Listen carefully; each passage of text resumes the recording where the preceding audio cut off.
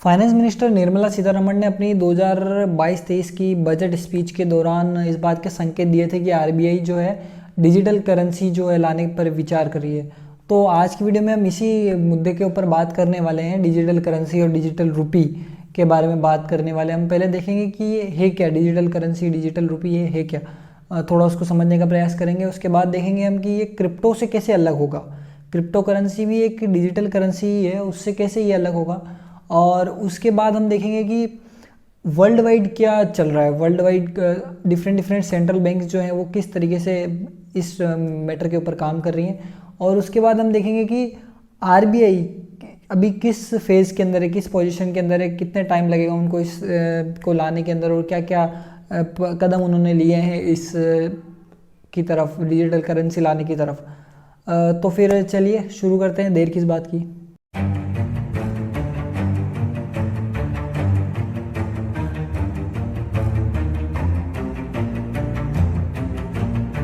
तो अगर हम डिजिटल करेंसी जो डिजिटल रुपी जो आरबीआई लेके आने वाला है उसको अगर लेमन लैंग्वेज में समझने का प्रयास करें तो ये एक थोड़ा क्रिप्टो करेंसी सिमिलर होगा। जैसे इसकी क्रिप्टो की भी कोई फिजिकल प्रेजेंस नहीं होती, इसकी भी कोई फिजिकल प्रेजेंस नहीं होगी, और ये भी ब्लॉकचेन बेस्ड होगा जैसे क्रिप्टो ब्लॉकचेन बेस्ड होती है। बट क्रिप्टो के कोई हाथ पैर नहीं होती। क्रिप्टो जो होती है सिर्फ डिमांड सप्लाई पे, आज डिमांड है तो उसकी वैल्यू बहुत ज़्यादा है, ये कल डिमांड घट गई उसकी, किसी ने बड़े प्लेयर ने आकर डंप कर दिया तो उसकी वैल्यू खत्म हो जाएगी। बिल्कुल ऐसी क्रिप्टोज भी है जिन्होंने 99% तक उनकी वैल्यू नीचे आ गई। तो इसमें ऐसा कोई नहीं होगा क्योंकि आरबीआई के द्वारा बेक्ड होगा, और इसमें इसकी सप्लाई जो होगी ना वो इकोनॉमी के अनुसार इसको मेंटेन किया जाएगा आरबीआई जो है अपनी हिसाब से। और इसके पीछे क्या होगा ना, कैश नहीं होगा। जैसे अभी आपके अकाउंट में जो पैसा पड़ा रहता है, आप भी सोचोगे कि डिजिटल करेंसी लाने की कहाँ जरूरत है, मेरे अकाउंट में डिजिटली तो पड़ा है पैसा। बट आपके अकाउंट में जो आपको डिजिटली शो हो रहा है पैसा, वो पैसे के पीछे कहीं ना कहीं कैश पड़ा हुआ है, ठीक है। तो अब क्या होगा, जब आरबीआई डिजिटल करेंसी लाएगी ना तो उसके पीछे कोई कैश नहीं होगा। यानी आप सोचिए कि आज पूरी इकोनॉमी में 100 रुपये हैं और 100 के 100 कैश हैं, ठीक है, और उनको आपने अकाउंट में जमा कराया और उसके आपके अकाउंट में रिफ्लेक्ट हो गए, यानी कैश तो इकोनॉमी में है ना। तो आरबीआई क्या करने वाली, धीरे धीरे कैश को कम करना चाहेगी। जैसे 100 रुपये कैश थे, अब उस 100 रुपये कैश को घटा करके 80 रुपये कैश रखेगी, 20 रुपये डिजिटल करेंसी रखेगी। तो डिजिटल करेंसी के पीछे कोई कैश की बेकिंग नहीं होगी।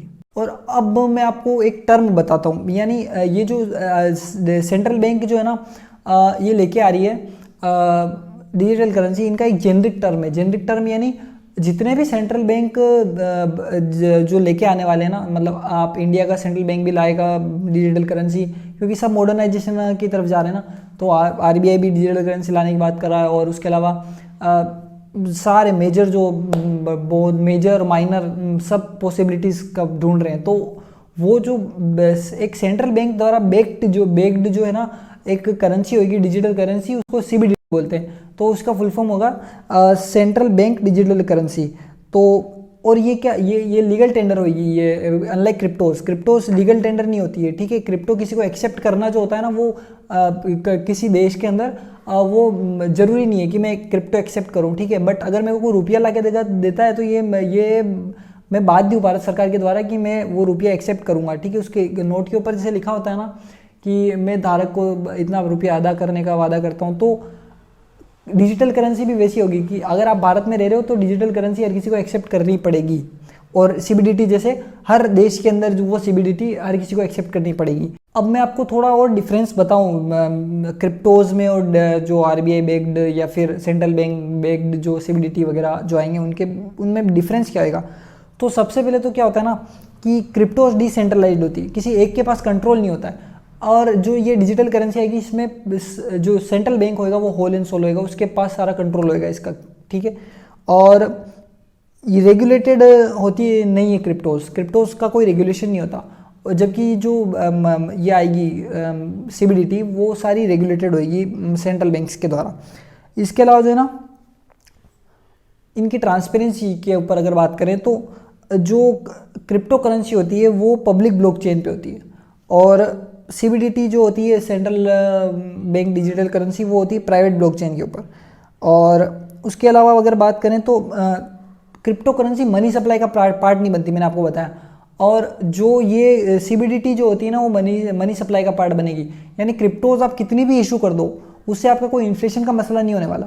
पर अगर आपने CBDTs अनलिमिटेड नंबर में इशू कर दी, यानी वो एक रुपया ही हो गया एक प्रकार से, जैसे भारत में अगर रह रहे हैं अपन, तो अगर आप रुपया अनलिमिटेड इशू करते जाओगे तो आपकी इन्फ्लेशन, आपकी इकोनॉमी में वो असर डालेगा। पर आप कहीं पे क्रिप्टो कितनी भी इशू कर दो, वो किसी इकोनॉमी में कोई असर नहीं डालने वाला। तो वो मनी सप्लाई का पार्ट बनती है CBDT, और क्रिप्टो किसी मनी सप्लाई का पार्ट नहीं बनता। उसके अलावा जो इसका यूज़ केस देखें तो जो CBDT as a currency use आएगी लेन देन के लिए, और क्रिप्टोज जो है ना, क्रिप्टोज को जनरली एक आम नागरिक इन्वेस्टमेंट के लिए देखता है कि मैं इन्वेस्टमेंट करूँ अगर मेरे को कोई एप्रिसिएशन मिले तो ये कुछ डिफरेंस मैंने आपको और बता दिए क्रिप्टोज और CBDT के बीच में। डिजिटल करेंसी के अगर हम CBDT के अगर हम फ़ायदों की बात करें तो सबसे पहला फ़ायदा तो ये होगा कि मेंटेनेंस जो होता है ना ये करेंसी का, कैश नोट्स का, वो उसमें सरकार को थोड़ा फ़ायदा मिल जाएगा। कैसे, क्या फ़ायदा होगा कि सरकार जो है ना, मतलब आप देखिए कि कैश मेंटेनेंस पे खूब सारा खर्चा होता है, लाखों करोड़ों में कैश छापने में, और फिर उनका मेंटेनेंस में खूब लाखों करोड़ में सरकार का पैसा खर्च हो जाता है। तो अगर मान लीजिए सरकार को मनी सप्लाई बढ़ानी है, और वो मनी सप्लाई बढ़ाने के लिए अगर वो CBDT का यूज़ करते हैं रादर देन कैश, तो फिर क्या होगा, उनको कोई कैश नहीं छापना पड़ेगा, ठीक है, उनको सिर्फ डिजिटल करेंसी इशू करनी है। और फिर जो डिजिटल करेंसी इशू हुई, उस डिजिटल करेंसी का कोई वियर एंड टियर नहीं है। अगर आप आज कैश छापता हूँ मैं, तो मेरे को पहले तो कैश छापने का खर्चा करना पड़ेगा, जो डिजिटल करेंसी में नहीं करना पड़ेगा, और उसके बाद वो कैश जो है ना थोड़े सालों में वियर एंड टियर होएगा ना। अब इकोनॉमी में कुछ साल क्या है, वापस थोड़े दिनों में, अब सरकारें 5-5 साल की होती है, और वो यूं ही पता नहीं लगता कि ये वापस चुनाव आ गए, तो टाइम बहुत जल्दी फ्लो होता है। तो अगर आप कैश होगा आपके पास, तो कैश जो होगा उसको थोड़े थोड़े टाइम में आपको रिप्लेस करते रहना पड़ेगा, क्यों, नहीं तो वो बाहर हो जाएगा, किसी न किसी की जेब में फट गया, कोई वियर एंड टियर, वो सब होता है। तो अगर आपके पास फिर डिजिटल करेंसी है, तो डिजिटल करेंसी का कोई वियर एंड टियर होने से रहा कुछ ही नहीं हो सकता उसका, क्योंकि वो पूरा सब कुछ सिस्टम RBI की निगरानी में और ब्लॉकचेन पे होगा, तो उसका कुछ भी नहीं बिगड़ेगा लॉन्ग टर्म पे। तो आपका कैश का जो सबसे पहला जो खर्चा होता था ना छापने का और उनका मेंटेनेंस का, वो खत्म हो जाएगा, ठीक है। दूसरी चीज़, ये सेफ है क्रिप्टोज से, क्योंकि क्रिप्टोज क्या होती है, वो हाथ हवा में चलता है, ठीक है। बड़े बड़े इन्वेस्टर से भी आप अगर सुनेंगे तो वो दे डोंट ट्रस्ट क्रिप्टोज, ठीक है। तो क्रिप्टोज में अगर आपका पैसा है तो मतलब आप रिस्क पे हो, इसमें कोई रिस्क नहीं है, ठीक है, ये तो अपना खुद का ही रुपया ही है। अच्छा, उसके अलावा जो है ना नज़र रखने में फ़ायदा होगा। क्या नज़र रखने में, अब अगर डिजिटल करेंसी का कोई ट्रांजेक्शन होएगा वो RBI की नज़रों में होएगा, ठीक है। तो अगर कोई बंदा किसी गलत तरीके में पैसे को यूज़ करता है तो वो सीधा RBI के एकदम निगाह में रहेगा, तो इससे आप जो भी गड़बड़ घोटाले होंगे उनको पकड़ने में फ़ायदा होगा, ठीक है। उसके अलावा जो है ना लिक्विडिटी, अगर आपके पास डिजिटल करेंसी है और आपको कैश चाहिए तो उसके ऊपर कोई मना नहीं करेगा, क्योंकि वो रुपया ही है, तो उसके अदल बदल करने में कोई फ़र्क नहीं पड़ेगा। उसके अलावा इसकी एक्सेप्टेंस हाई होगी। क्रिप्टोज की एक्सेप्टेंस हाई नहीं होती। मेरे को आगे आज कोई कहे कि ले मैं तेरे को थोड़ा बिटकॉइन देता हूँ, तू मेरे को कहे मैं ले ना ले मेरी मर्जी, बट अगर कोई मेरे को आगे डिजिटल करेंसी देता है इशू होने के बाद और फिर मेरे से कहता है कैश दे, तो बिल्कुल मेरे को कोई एतराज़ नहीं होना चाहिए मेरे को कैश देने में। तो ये थे CBDT या डिजिटल करेंसी, डिजिटल रुपीज़ के फ़ायदे। अब अगर हम वर्ल्ड वाइड की अगर बात करें, यानी दूसरे नेशंस में, दूसरी कंट्रीज़ के अंदर किस तरीके से CBDT के ऊपर काम चल रहा है, तो BIS bank for international settlement की 2021 की एक रिपोर्ट के अनुसार, एक पोल के उन्होंने पोल कराया था, उसके अनुसार 86% of the central bank world wide, जितने भी ओवरऑल जितने बैंक हैं उसमें से 86% बैंक पॉसिबिलिटीज़ देख रहे हैं, यानी उन पर विचार कर रहे हैं कि हमको आज नहीं तो कल इसके ऊपर ये जो है डिजिटल करेंसी ऐसा कुछ लेके आना है, ठीक है। और 60% जो है ना टेक्नोलॉजी के ऊपर काम कर रहे हैं, यानी उनका जो है बेसिक काम पूरा हो गया और वो टटेक्नोलॉजी किस तरीके से एकदम सुदृढ़ होता कि यार पूरे देश की करेंसी संभालनी है ना, तो उस तरीके से आप वो टेक्नोलॉजी के ऊपर काम कर रहे हैं। और 14% जो है ना 14% नेशंस तो ट्रायल्स के ऊपर काम कर रहे हैं। ट्रायल्स यानी उनका सारा प्रोजेक्ट बनकर के रेडी है, वो ट्रायल कर रहे हैं किसी चीज़ को पूरे मतलब ग्राउंड लेवल पे पूरे फ्लोर के ऊपर लाने से पहले उसका ट्रायल किया जाता है। तो यहाँ पे वो ट्रायल कर रहे हैं 14% नेशंस, यानी ट्रायल जैसे उनका पूरा होएगा वो लॉन्च कर देंगे, मतलब लॉन्चिंग से एक स्टेप पहले की स्थिति में है वो।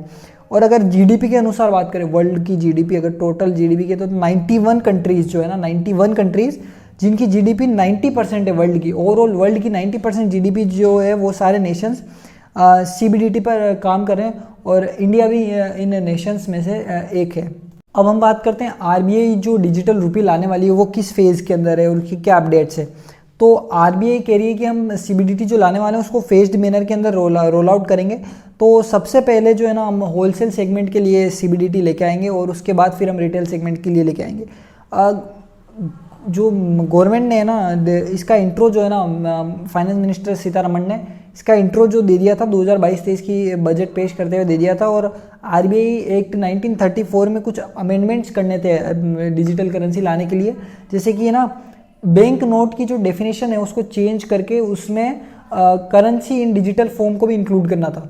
तो ऐसी जो छोटी जो अमेंडमेंट वगैरह जो करने जरूरी थे उनको अमेंडमेंट को कर दिया गया। और अब RBI जो है ना पायलट प्रोजेक्ट ला सकता है, मतलब उस तरीके से जो एक्ट और लॉज को अमेंड करने थे वो अमेंड कर दिए गए हैं और RBI जो है पायलट प्रोजेक्ट के तौर पर ला सकता है। और अब फिर जो है वो पायलट प्रोजेक्ट करने के बाद, अभी तक पायलट प्रोजेक्ट शुरू नहीं हुआ है, पर जब मतलब उनको एक प्रकार से उनका बेस बन गया पायलट प्रोजेक्ट करने का, और पायलट प्रोजेक्ट करने के बाद जो है RBI जो है वो पब्लिक के लिए रोल आउट करेगा और वो फिर फेज्ड मैनर में रोल आउट करेगा, ताकि एकदम से कोई डिस्ट्रप्शन ना आ जाए, क्योंकि जनता एकदम से कोई नई चीज़ जो है ना वो हो सकता है सिस्टम को सूट ना करे एकदम से, तो इसलिए वो फेज्ड मैनर में लाया जाएगा। तो आज की वीडियो में बस इतना ही था। अगर आपको वीडियो अच्छी लगी हो तो वीडियो को लाइक करें, शेयर करें, सब्सक्राइब करें। तब तक के लिए धन्यवाद और जय हिंद, जय श्री राम।